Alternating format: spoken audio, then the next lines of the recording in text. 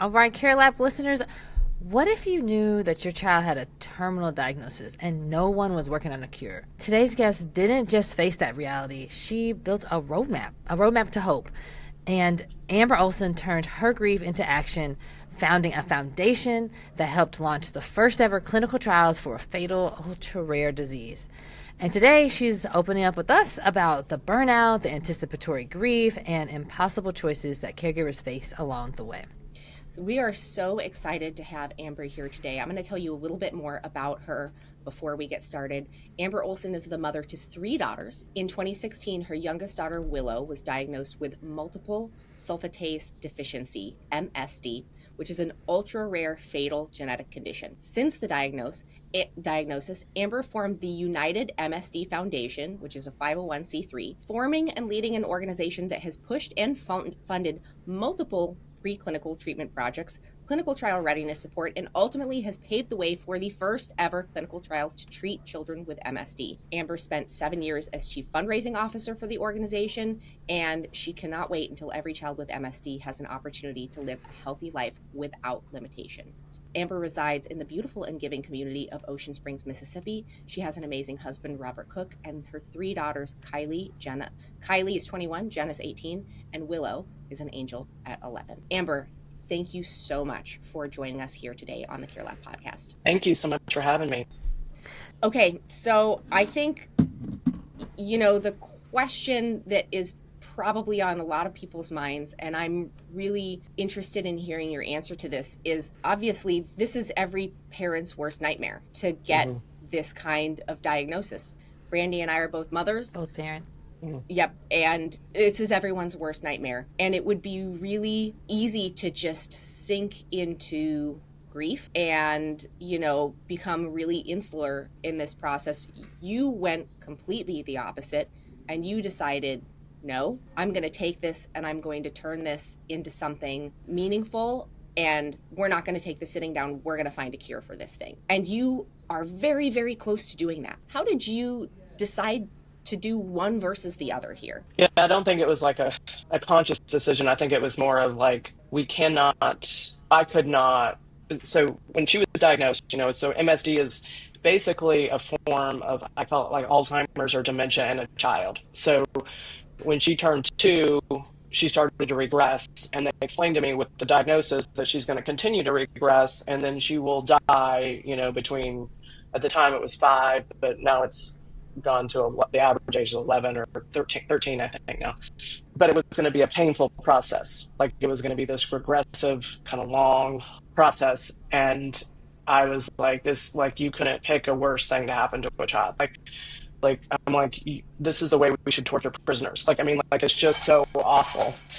And my mom she has stage 4 cancer. She's in remission. She's doing good. But she had been diagnosed the year before, went through chemo, did the surgery, did all the stuff, and, it was treatable. And so she was going to be okay because there was a treatment. So my naive mind, I was like, okay, well, there's a treatment. Like we take her to St. Jude, we take her somewhere.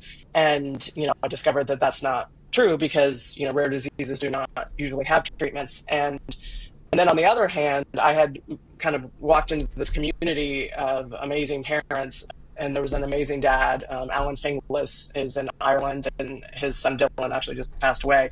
But he had already created a foundation, and so I got on Skype with him, and he's like, look, they know what the gene is, and he's a carpenter, like not a scientist, but he is the most well-versed person on MSD. And he said, we just need to raise money to fund research, and then we can have this gene therapy or some other form of treatment. So I was like, well, is it, money or science? And I spent that first year trying to figure out, is it possible? Because, am I just a mom and I'm hopeful and, I'm being kind of led down this direction. And once I learned it was possible, then I was like, well, then it's just money. And you can't let money stand in the way of, helping these children not be tortured is basically the way I looked at it. So then it just really wasn't a choice after that. Just kind of once I had the knowledge, then I had to pursue it, because I couldn't come home to her every day and look at her as her little body was regressing and not try. So all of that trying takes a lot of effort, even if it weren't for your daughter. Like, even if this was, like, let's say your job or something like that, right? That effort to do a new thing is really hard, right? So tell us a little bit about, like, how you handled dealing with that, but also, like, the stakes of that, and then, like, life and also caring for her, right? Because, like, being able to care for her is a different thing than the fight for getting a cure for the disease. I know the two of those go hand in hand, but they're like two separate things that are happening. Things.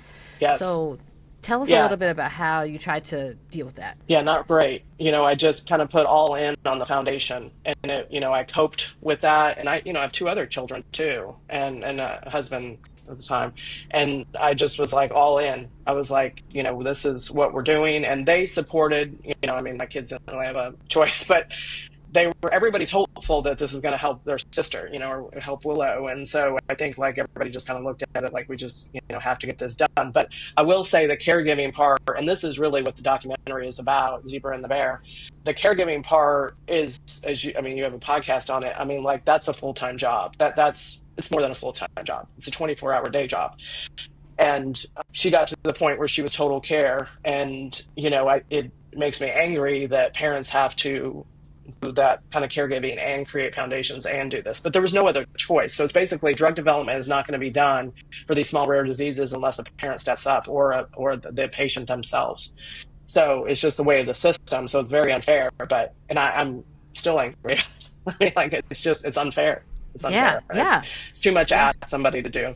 Yeah, I don't understand the logistics of how that would even be done. Honestly, to your point, when Willow was diagnosed, she was quite young. Right. There was never a time for you when you weren't a full-time caregiver to her. Right. But whereas for healthy children, we go from stages of needing full-time care to needing less and less care, and then they're independent. Willow actually became more and more dependent on you for everything. And then, really towards the end of life, if things are getting much more complicated, you're also providing some sort of level of medical care too, because there's complex things that have to be dealt with in terms of feeding and respiratory. And respiratory, I was going to say, if they go and watch the documentary, which they really should, you should absolutely please go watch Zebra and the Bear. It will change the way that you think about a lot of things. And what you're capable and what we might be capable of, I think, as a society, if we really put ourselves together for the greater good. But, you're having to deal with all of this other stuff. And then on top of it, you go and you create this foundation. And then this foundation is really, by all measures, incredibly successful.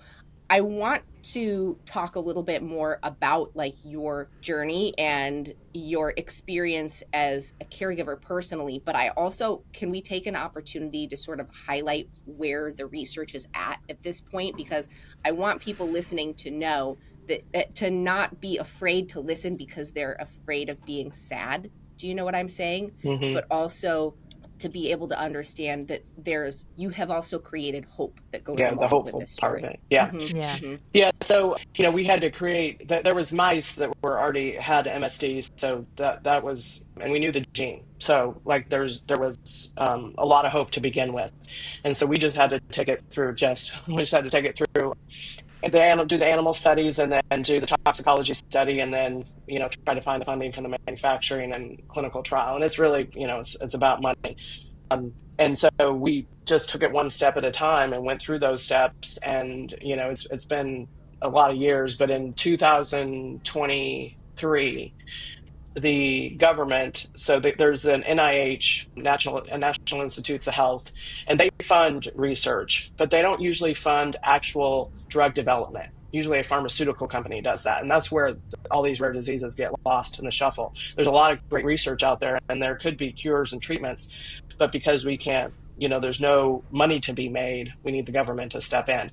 And so they did. They created, it's a private nonprofit partnership under the NIH Foundation, where pharmaceutical companies put in a pot and then NIH put in a pot, and they're funding these clinical trials for the manufacturing and the clinical trials. So it was a grant process, and our scientists applied for that, and they got that, and then that really secured our ability to move forward. So they're currently manufacturing, and hopefully, there'll be a clinical trial late this year or early next year.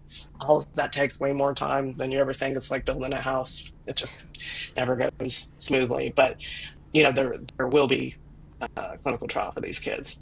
But to make sure that the people who haven't seen the documentary yet understand, like, there's you've gotten the funding and the mechanism to be able to have a clinical trial happen, but you also saw that what you're going to be testing worked in mice. Is that right? Yes. It worked incredibly well in mice. So the mice, these mice, so they make them have the disease. They genetically alter them to have the disease so that they can display the symptoms. And the mice die very quick because mice only live 2 years. These children live like 13.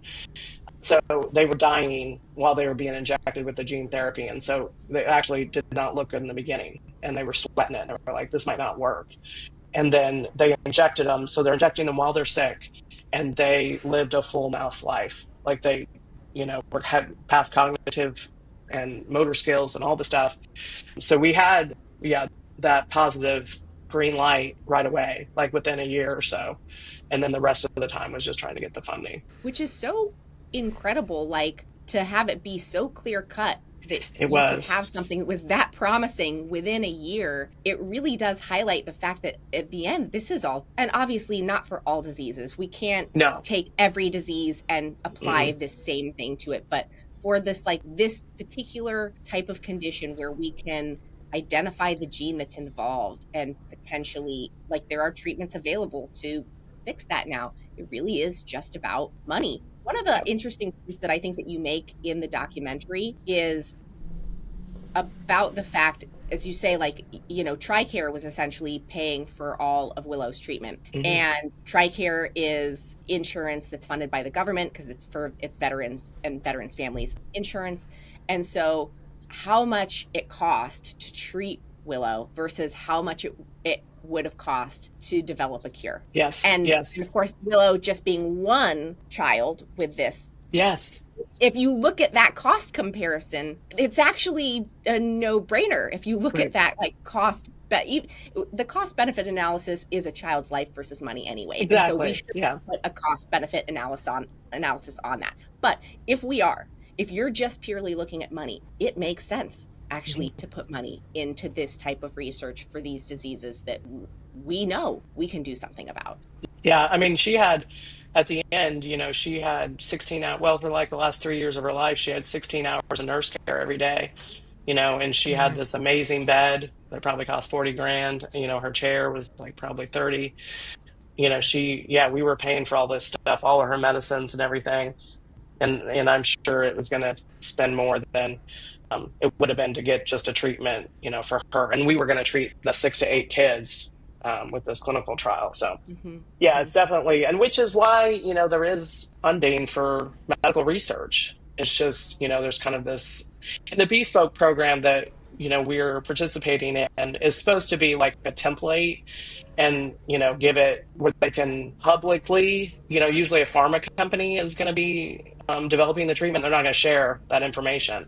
This is going to be publicly done so that all that information will be available for everybody else, like the IND, all the paperwork, all that kind of stuff.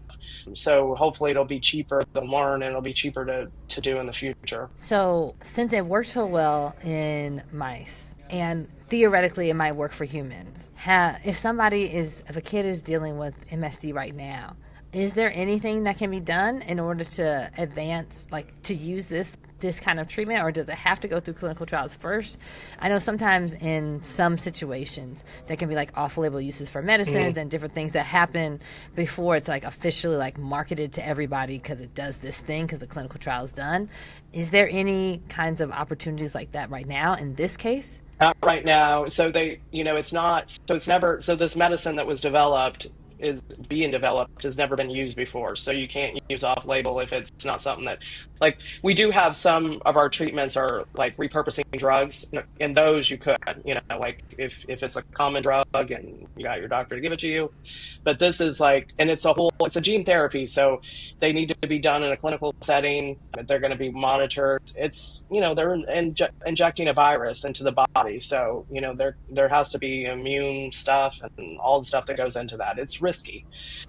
So all that has to be done in a hospital. So yeah, everybody's just waiting. And, and in a clinical trial, and I mentioned this in the documentary, but, clinical trial is really it's not for treatment. It's for testing to make sure the drug is safe. And so they are going to pick kids that show that where they can show efficacy, where they can show that it works. So like the kids that are diagnosed that are older, you're not gonna be able to tell the improvement like you would with like Willow when she was 2 and she was walking, and then you could see like look, she didn't stop walking. So, which, I had to learn to understand that because I was like, well, my daughter needs to be treated. But then that's not what those clinical trials are for. Now, eventually, hopefully it'll become a drug that's approved and anybody can have access to it, if they have the financial. That's going to be a whole other thing. It's a very expensive drug. It's going to be, just like SMA, one of the most expensive drugs ever. I want to shift gears a little bit and talk a little bit more, if it's okay, about your caregiving experience of a mother with a child with a terminal illness. How did the people around you handle that?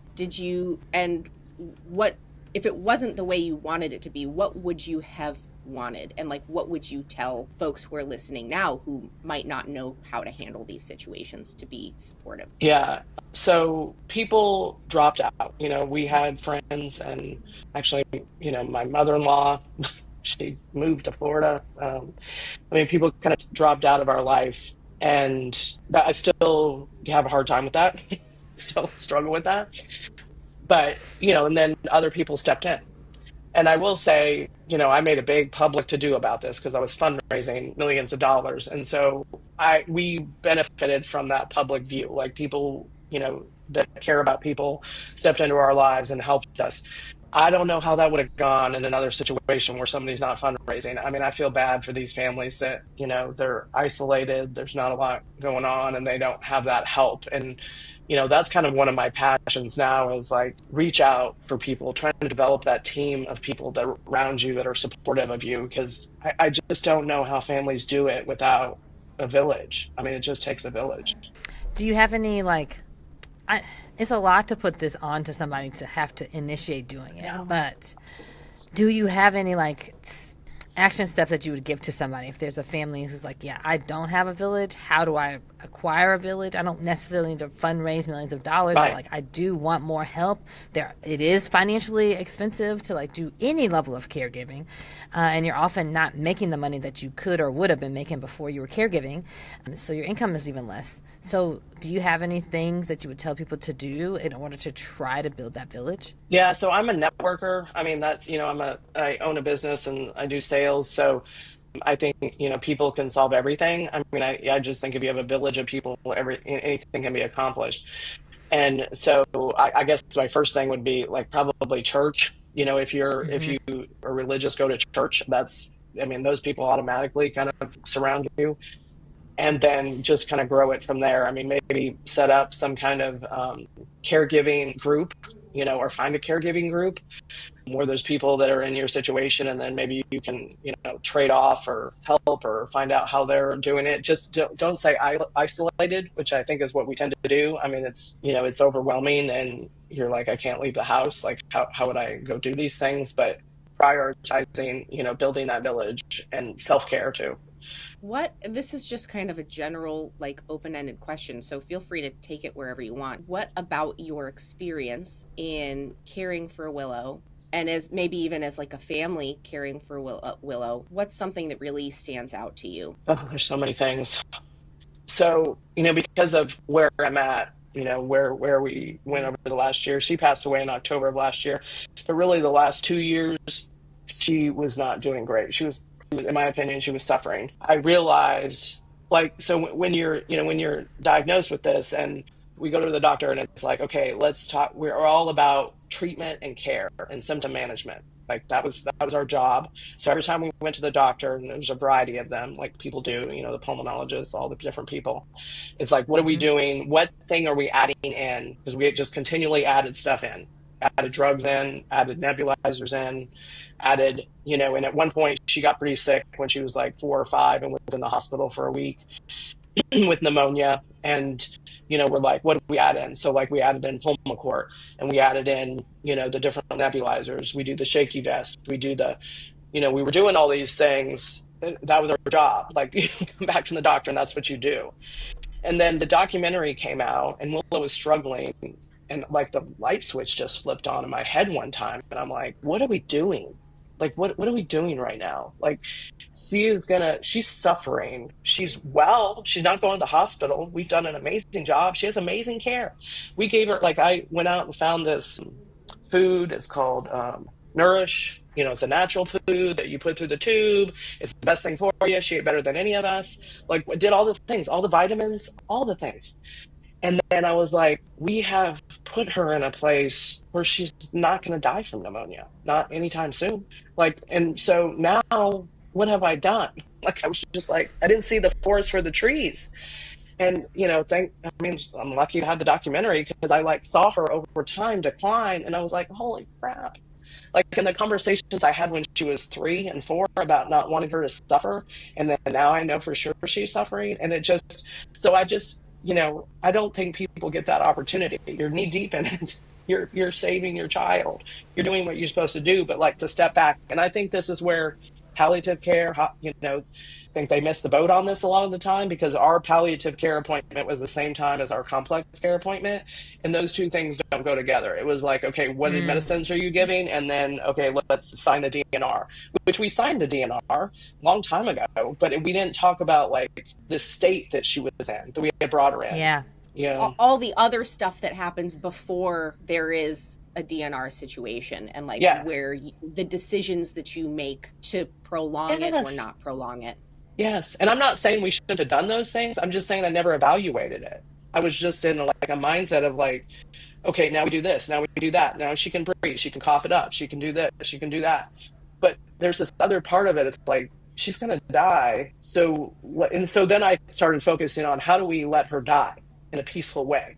And I like talked to doctors and stuff. And I'm in kind of a bad regional area. You don't have a major hospital here. It's 3 hours away and there's no pediatric hospice. So that's kind of my passion now. That's where I'm, it's like people are like, well, you created the treatment and tried to save these kids. And I'm like, I was trying to like not make them suffer. Like the whole thing is about suffering. Yeah, that's such like an interesting point, I think, because I think it's a thing that most of us don't think about. Like even when people are dealing with diseases that are progressive, but they happen later in life, where as the caregiver, you're doing the thing. Like you said, you're doing the thing. And we hardly stop to think about like, well, what does it look like to facilitate a death that is not painful or in suffering? And like, how do I know when that's happening so that I can be like, okay, we're not going to do XYZ treatment anymore. And you're right. That's definitely what hospice is for. We've talked a lot about that on the show as far as adults, but hadn't even considered pediatric hospice. And you didn't even have the opportunity to engage with those professionals because they're just not in your area. Right. If you were talking to somebody else who's dealing with this kind of thought process right now and doesn't have the support of hospice, our number one would be, let's get hospice in to help facilitate this. Yes. But let's say they don't have that around, or maybe one parent doesn't want to do it or whatever. What made you stop and think? And is there any way for other people to initiate the stopping and thinking about that process? Like you saw the documentary, you got to go back and see her whole life. Yeah. So... Yeah, I mean, I think it's, kind of stopping what you're doing and being self-reflective of the situation, maybe writing it down, maybe writing a story about it and like where their child's been and where they're at. And, if you have this terminal prognosis, I think, just stepping back and looking at, and I mean, we can talk on this, but I think we're self-sacrificing ourselves as a caregiver to, like, both parties are not winning. Like, it's not a win-lose game, but both parties are not. Parties are suffering, maybe. Suffering. Yeah. Yeah. Like, we are on the cross. I say this all the time. I'm like, don't put yourself on the cross. Like, you don't have to be crucified on the cross because you're a mother, or you're a daughter. It's like, what are we doing here, and what choices can we make? And with the parent, I have those conversations early on with your parent and say, like, where do you want to be and what do you want to do and how do you see this? I was talking to one doctor, and she's an oncologist, and so she deals with pediatric cancer and end of life stuff there, and she's like, it's like a birth plan. You have a birth plan when you have a baby. Have a death plan. Let's plan out the death, and death is not the enemy. Suffering is, and so it's both parts suffering. And I just see Mm-hmm. families that don't take in nurse care, and they're just doing it themselves. I mean, and like, man, I would think 9 times out of 10 you're gonna get sick because you just can't do that to your body and your brain for so long. And I see so many caregivers kind of go a little crazy. It's like, kind of lose yourself. I also think it's for anyone who might be listening to this now and like you're in this situation, it's so hard. Like, it's got to be almost impossible to know where that line is in Yeah. the moment, right? Because to your point, you're just like, okay, well, this is a problem and here's something that can solve it, so we're going to do this to solve the problem. And like, how do you know to say no to that? Kind of going back to highlight what you just said about conversations, do you think that it would have, we talk a lot on CareLab about like having conversations early about planning for aging in place, or planning for what someone's end of life care wishes are for older adults. Yeah. We don't necessarily talk about this with children because we don't want to think about the fact that things can happen to children and children can pass away, because it's awful. It's too awful. It's just too awful, right? Do you think that it would have been helpful, though, to you and to your family if there had been some way to initiate like that type of conversation with Yes. you early on, versus just like, here are the treatments, here's how we keep comfortable, but also like, we know the end of this, which Right. to your point, we know the end for everyone. We're all going to die. Yeah. There is no way around that. So in this case, we know that the end is going to come sooner than later. Let's talk about what you want that to look like, and really understanding Yes. the nuts and bolts of Yes. what life will be like the longer that we continue to prolong things, and knowing there's not a right or wrong answer. There's Right. really not. It's just going in with eyes as wide open as you can. That's so exactly that you it. know what your line is. Yeah. I mean, so many times, people would be like, well, you're going to know. I'm like, that's the dumbest thing anybody's ever said to me. I'm not a medical professional. I've never seen anybody die. No, I don't know. I did not know at the end, even when she died. I was like, she looks the same as she's always looked. Like, I don't, like, I'm not a medical. And that's what I think we got to say it all the time. We got to say it frequently at every appointment. The whole team needs to be on the same point. And there needs to be for me, I wanted some support from the doctor to be like, yeah, it's getting to be time. Like, she is struggling, and like, saying that kind of thing. And I think so. This was complicated because my ex and her dad and I got a divorce. And so then we're polarized because of the divorce. And then, so we can't come together. The other thing because I ran a foundation and I talked to families every day, all the time.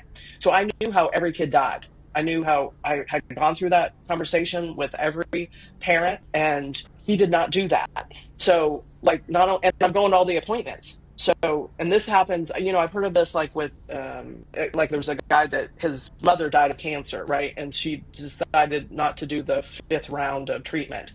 And her brother, so his uncle, was like, why didn't you do the last round of treatment? And it's like, where have you been? You weren't there the whole time. Like, you didn't have all those conversations. And that's, part of it's frequency of these conversations. Like, we just have to have this. Yeah. I've had this conversation, like, by the time we made it, I knew all these kids and how they died. I had talked to all the doctors, and then her dad was not having these conversations. So he's just like blindsided. He's like, what? At one point I was like, we're going to have to just stop her feeding tube. Like, I don't know what we're doing here. Like, she's not dying of pneumonia. So like, we may have to pull her feeding tube. Oh my God, like, you're going to starve her to death? And then I had to have the doctor explain to him, that's not what you're doing. So, Yeah.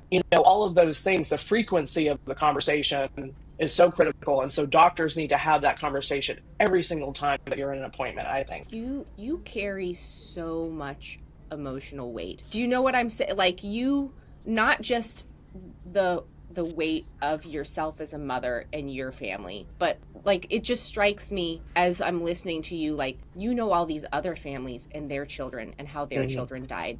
And that's an immense amount Yeah. of emotional weight to carry. Hmm. How are you taking care of yourself? Yeah. So this is like my other, death and self-care, are like my thing now.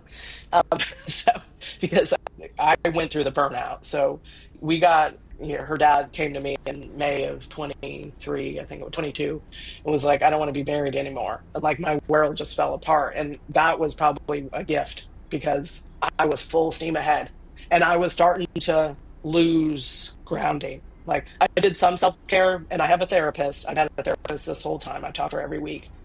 But at some point, yeah, it's too much. It's too much over and over. And like I went through 7 years of like, we're gonna have a treatment next year. We're gonna have a treatment next year. We're gonna have a treatment next year. Families are coming to me and they're like, when is the treatment? Like it was so much pressure. Yeah. And so I was finally like Yeah. falling apart. Like and I'm still kind of barely keeping it together. But I realized, so when that happened, I stepped back from the foundation and I was like, I can't do this anymore. It was just, I was like, I can't, the divorce is horrible if you all have been divorced, but it's awful. But it gave me the out of like stepping back from the foundation. So I don't know where I would be if I was still doing that. I would probably be, I think people start to get sick. I mean, it's just too much. You carry that stress. So then I've been focusing, like I do yoga, I do a lot of breathing. I'm getting ready to write a book or some kind of blog or try to, I'm trying to use that to cope. I mean, just constantly seeking out things to try to help me cope. Do you have one of the things we talked about early in our conversation was about reaching out and creating a village, and but part of that requires you to talk about it, right? And like Mm, when we are dealing with things that are hard, it's oftentimes many of us will just not want to talk about it so that we don't have to like deal with it. And you talked about it a lot, right? Like you had to let cameras in to have the documentary happen. You broadcasted it to everybody so that you could try to get people to understand it and to raise money. You talk to other families, and so you talk about it a lot. You're even talking about it to us now, and it's not even been that long since she's been gone from this earth. And so can you talk just a little bit about how you manage to be able to talk about it?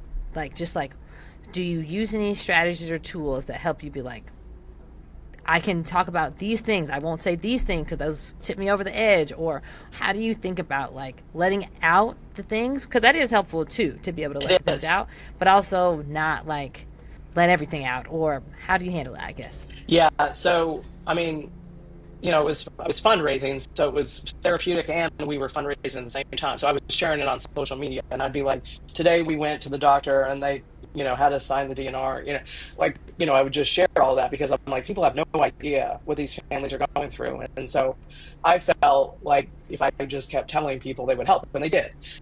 So I kind of got it out that way. So kind of a dual purpose. If I didn't have Mm. that purpose, I wonder how that would have, because I wasn't a sharer on Facebook. I was just like, but then like when this happened and then I got the results of it. So, I mean, I do share with my family and with my therapist. I mean, I cannot suggest therapy. And I mean, like, if you are going through this, you have to have a therapist. Like, I don't know how people do it without a therapist. I don't know how people really do life without a therapist, but you got to have some, because I can talk to her and she has no agenda. So like she can give it back to Yeah. me, like her only agenda is helping me. So like, whereas Hmm. everybody else has an agenda. So if you can get a friend like that has no agenda, or a parent or somebody where you can help talk it through, because people just say dumb things. And so like I'll be talking to somebody and they'll just say something dumb and I'm like, that's not helpful at all. So that's why I like her so much. But and I think writing, if you're not comfortable sharing it, writing it down, like posting on Facebook, I didn't have to say it, I just wrote the words, and how I felt. And I think we're scared to do that sometimes because we look like the victim. It's like, no, I'm the parent. Like, this is my duty. And, and this is a kind of funny side story. Pat, who does the documentary, he's lives down here too on the coast. And he was talking about the documentary. I think he did a showing of it or something. And his neighbor was like, yeah, that's something else, that story and everything. And she's like, I just think that, it's her kid, like she's got to take care of it kind of thing. Like, so people do have that mindset of like, it's your kid, take care of it.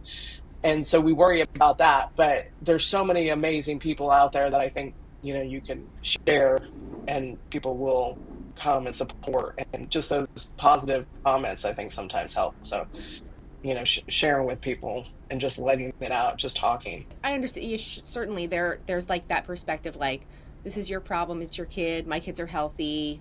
Thank Yeah. goodness my kids are healthy. I don't have to deal with this.